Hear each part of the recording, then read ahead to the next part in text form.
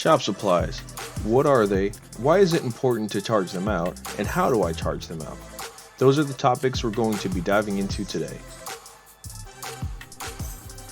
So what are they?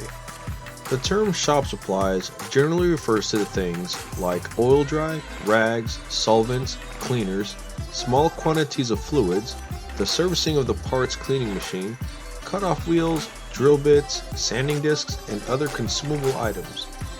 It also covers the antacids in our med kit for treating the occasional taco meat bomb ingested by one of our guys during his lunch break. Why is it important to charge out? Small shops actually track the shop supplies that were used for a particular job and itemize them on the customer's bill. So on the bill, you might see a charge for brake cleaner, or for topping off your power steering fluid or antifreeze. The problem is, when you have a dealership with 20 bays going at 100 customers a day, it's very difficult to keep track of that stuff on a job-by-job basis. It becomes a bookkeeping nightmare. Then you'd have to add a bookkeeping charge to every bill, which would upset customers. In many cases, a shop will simply bury that stuff in the labor rates and charge $90 an hour instead of $85. And that's fair.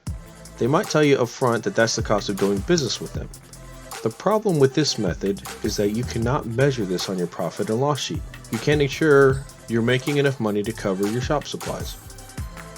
But the other shops choose not to do that method for competitive reasons. They don't want their labor rate to be higher than the other shops in the area. So in those cases, they often charge a percentage of the repair cost for shop supplies.